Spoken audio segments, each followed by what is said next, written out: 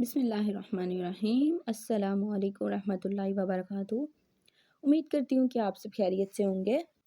जैसे कि हमने अपनी बायोलॉजी की सीरीज़ का आगाज़ किया हुआ है और कुछ सेकेंड ईयर के टॉपिक्स को हम डिस्कस कर रहे हैं, जिसमें हमने पहले डिस्कस किया होम्योस्टेसिस क्या है और इसके बाद ऑस्मोरेगुलेशन क्या है, osmoregulation in plants, osmoregulation in animals, कि कैसे कैसे अपने एडेप्टेशंस करते हैं ये और कैसे कैसे इनमें जो सेल है वो कैसे अपनी शेप को मेंटेन करता है और कैसे कैसे प्लांट्स और एनिमल्स सरवाइव करते हैं यहाँ पे मेंटेन करके osmo regulation.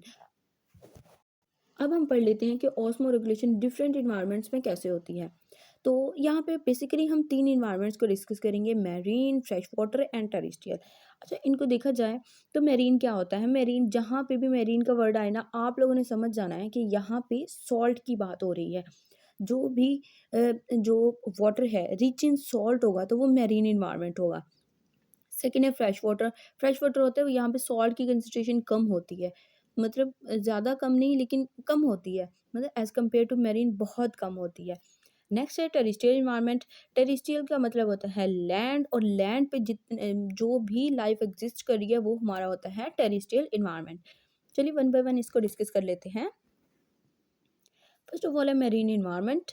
Marine environments are salty environments. ये सॉल्टी इन्वायरमेंट्स होते हैं, therefore the animals lives in marine are rich in salts. यहाँ जो एनिमल्स पाए जाते हैं उनके अंदर बहुत ज़्यादा सॉल्ट की कंसंट्रेशन होती है। Most marine invertebrates are osmoconformers. यहाँ पे दो वर्ड्स यूज हो रहे हैं, एक इन्वर्टिब्रेट्स और एक ऑस्मो कन्फर्मर्स। अच्छा, इन्वर्टिब्रेट्स क्या होता है, जिनमें दो तरह के होते हैं ना। जैसे इन्वर्टिब्रेट्स हैं, फर्स्ट ऑफ ऑल वर्टिब्रेट्स देख लेते हैं। जिनमें भी जिन एनिमल्स में भी स्पाइन होगा, स्पाइनल कॉर्ड होगा, उसको हम कहेंगे ये वर्टिब्रेट्स है, मतलब वर्टिब्री होगी उसमें। और जिनमें स्पाइन नहीं होगा तो हम कहेंगे ये इनवर्टिब्रेट्स है। तो ऑस्मो कन्फर्मर्स, जैसे कि हमने पहले भी डिस्कस किया था, जो कि अपने शेप को, अपनी सेल की शेप को या अपने इंटरनल इन्वायरमेंट को as compare to external environment isotonic रखते हैं, मेंटेन रखते हैं। तो यहाँ पे बात हो रही है कि most marine invertebrates are osmoconformers. Osmoconformers होते हैं जो कि मेंटेन रख सकते हैं। नेक्स्ट है most cartilaginous fishes maintain lower internal salt concentration than that of sea water.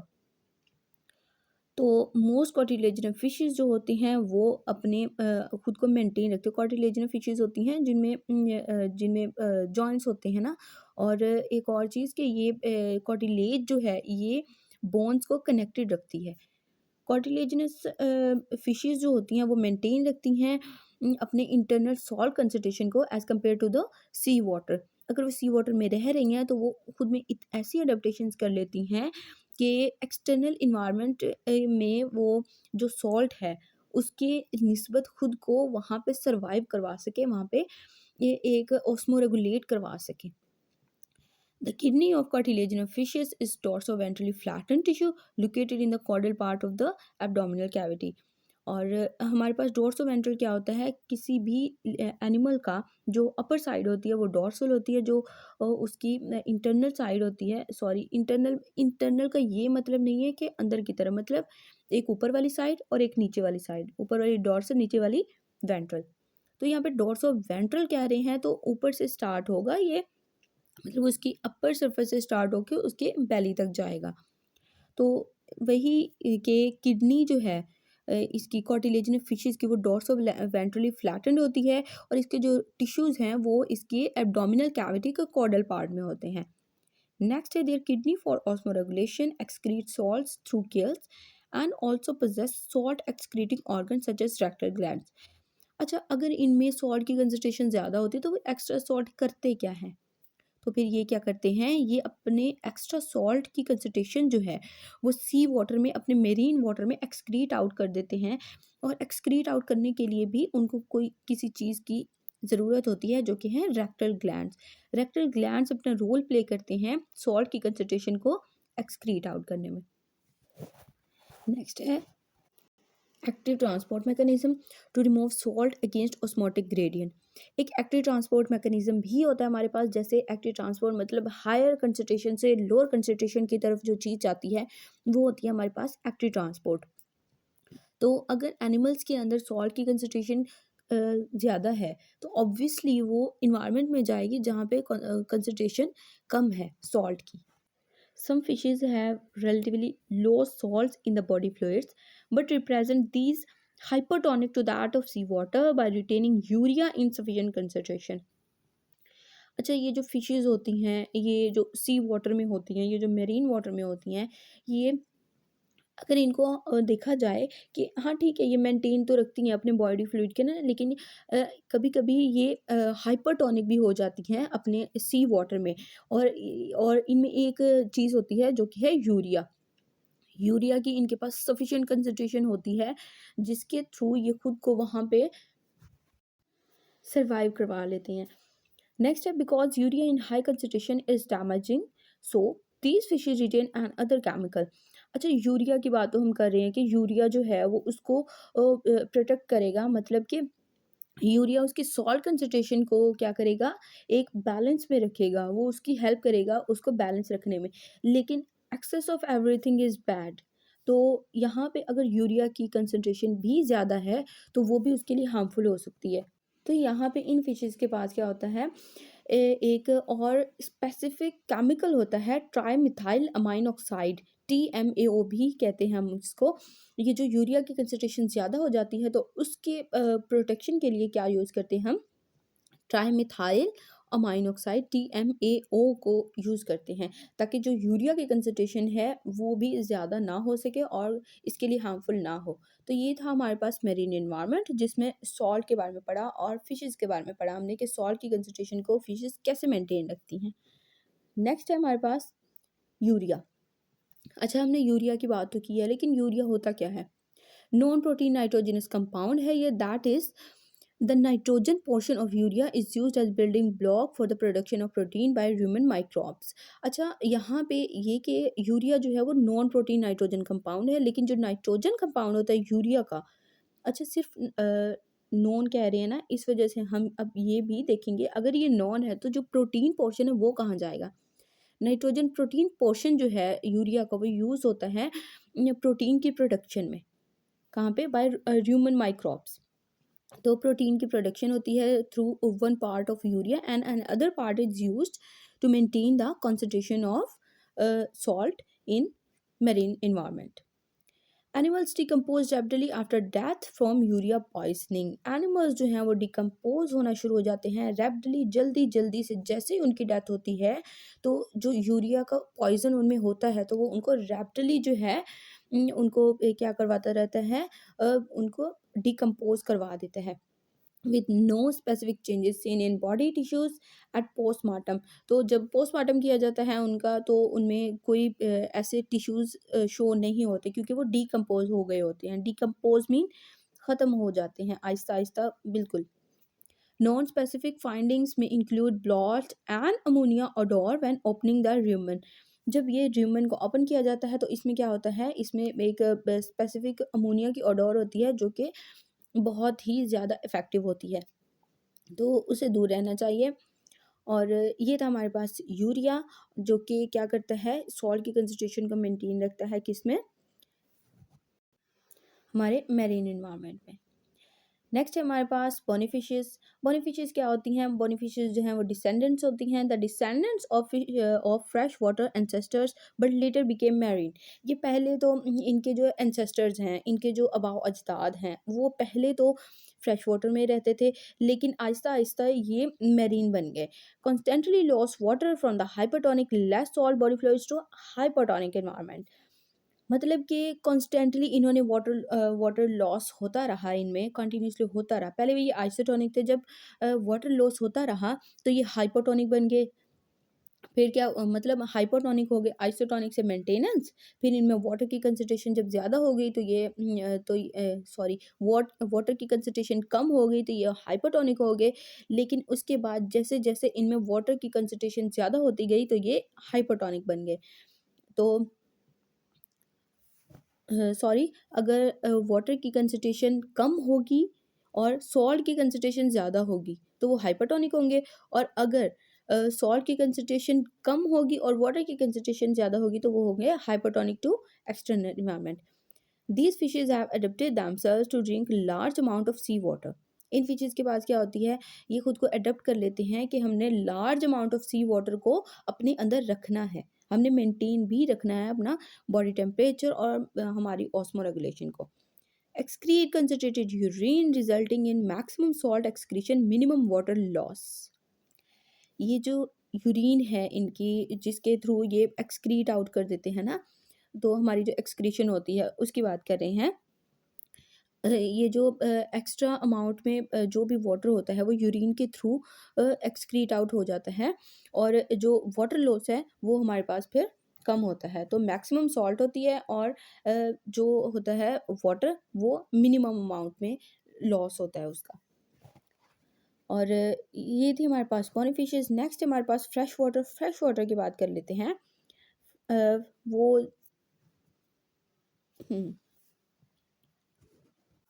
Sorry, यहाँ तक हमने पढ़ा कि मैरीन इन्वायरमेंट में क्या-क्या होती है और बेनिफिशियल उसकी एग्जांपल थी। अब है fresh water animals are constantly facing the osmotic flooding of body fluids and loss of salt. Fresh water जो होते हैं कॉन्स्टेंटली फेस करते हैं ऑस्मोटिक फ्लडिंग, हमारे बॉडी फ्लूइड्स की, और क्या होता है इनमें लॉस ऑफ सॉल्ट होता है। अच्छा, एक चीज़ कि पहले हमने पढ़ा कि लॉस ऑफ वाटर होता है लेकिन सॉल्ट की कंसंट्रेशन ज़्यादा होते हैं, मैरीन की बात कर रहे हैं। और फ्रेश वाटर में क्या होता है, फ्रेश वाटर में सॉल्ट्स की कंसंट्रेशन कम होती है और वाटर की कंसंट्रेशन ज़्यादा होती है। ऑस्मोटिक क्या है? The passage of a liquid through a membrane from a less concentrated solution to a more concentrated one. अच्छा, ऑस्मोटिक क्या होता है कि हाई कंसंट्रेशन से लोअर कंसंट्रेशन की तरफ अगर ये लिक्विड मूव आउट कर रहा है तो वो होगा हमारा osmotic. Fresh water protozoa, amoeba and paramecium pump out excess water bye structures contractile vacuoles. हमारे पास जो प्रोटोजोआ, एमीबा, पैरामीशियम है, इनके पास क्या होते हैं, इनके पास कंट्रैक्टाइल वैक्यूल्स होती हैं जिनके थ्रू ये एक्सेस वाटर पंप आउट कर देते हैं to the external environment. Many fresh water animals including the fishes remove excess water by producing large volumes of very dilute urine due to large intake of water। और हमारे पास जो fresh water animals होते हैं जिसमें जिनमें fishes भी आती हैं, एक एग्जांपल ले रहे हैं हम फिशेस की ताकि हमें इजीली इसको समझ आए। तो वो क्या करती हैं, इनके पास क्या होती हैं, large volume of very dilute urine. मतलब इनके पास से एक चीज़ होती है, जैसे हमने कंट्रैक्टाइल वैक्यूल्स की बात की, कंट्रैक्टाइल वैक्यूल्स क्या करती हैं, इनको एक्सेस वाटर जो है उसको रिमूव करने में हेल्प करती हैं, और किसके थ्रू होता है वो, as a in the form of urine होता है।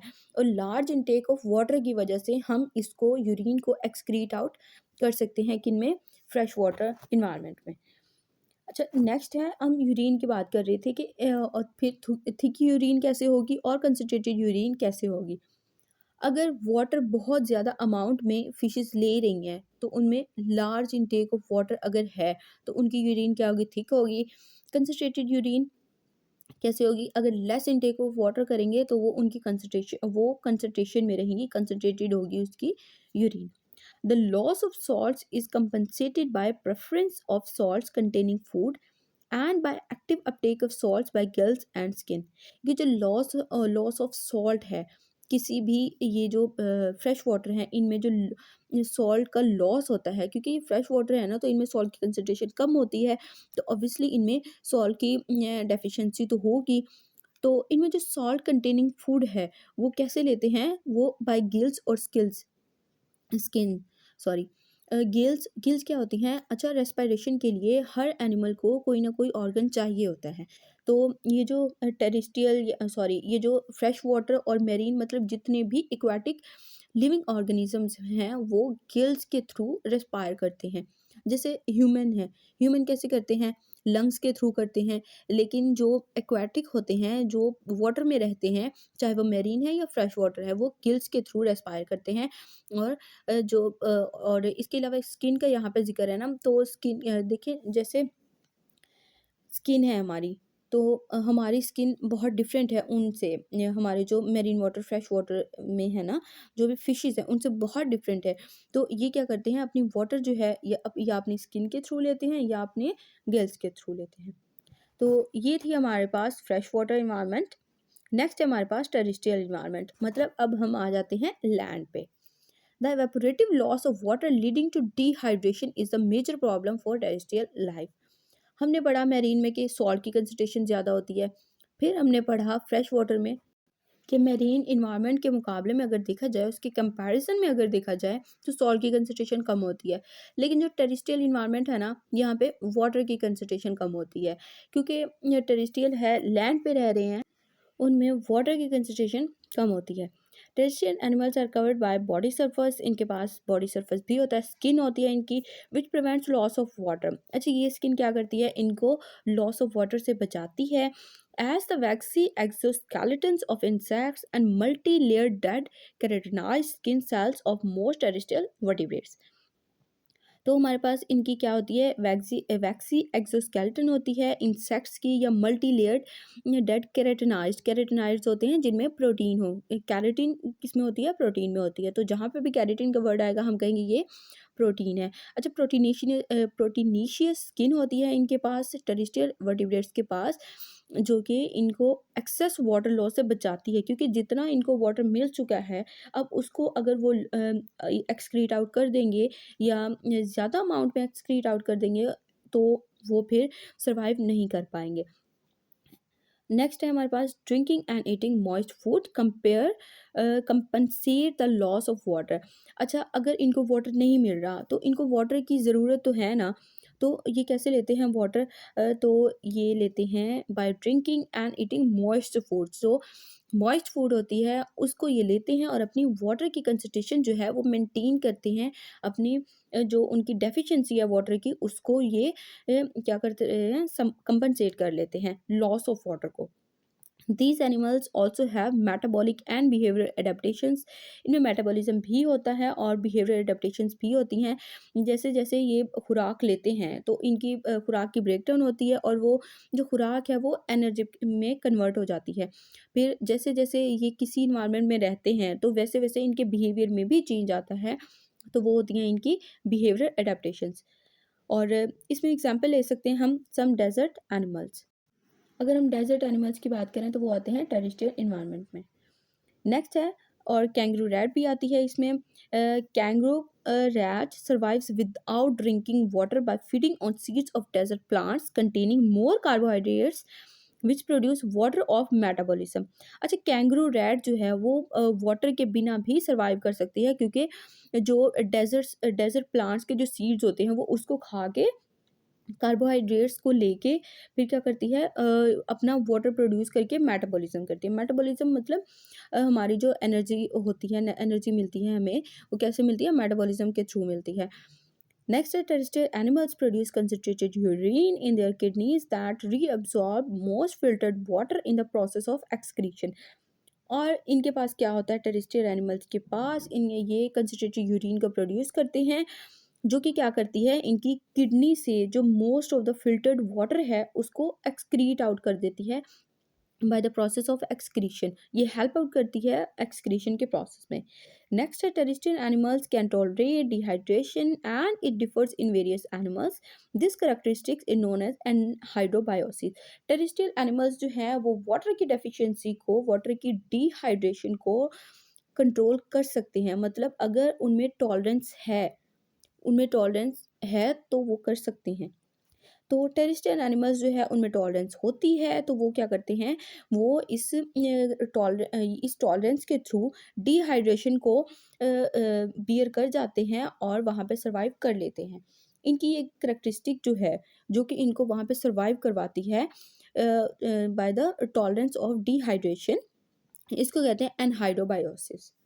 तो ये था हमारे पास आज का लेक्चर। हमने पढ़ा marine and fresh water and terrestrial environment. हमने पढ़ा मैरीन में सॉल्ट की कंसंट्रेशन ज़्यादा होती है, और ये हमारे पास फ्रेश वाटर में सॉल्ट की कंसंट्रेशन कम होती है, लेकिन वाटर की एक्सेस होती है। और लास्ट में हमने पढ़ा कि हमारे पास कुछ टेरेस्ट्रियल एनिमल्स भी होते हैं जिनमें वाटर की कंसंट्रेशन कम होती है, और वो खुद को सर्वाइव करवाने के लिए कुछ अडेप्टेशंस करते हैं, कुछ एक्सटर्नल से कुछ फूड लेते हैं, ऐसी मॉइस्ट फूड लेते हैं जिससे वो खुद को सर्वाइव करवा लेते हैं वहाँ पे। तो होप सो आपको लेक्चर क्लियर हुआ होगा, और अगर आपको कोई भी इशू हो तो आप पूछ सकते हैं। और लाइक, सब्सक्राइब एंड शेयर करना ना भूलिएगा, और दुआ में याद रखिएगा। अल्लाह हाफिज़, जज़ाकल्लाह।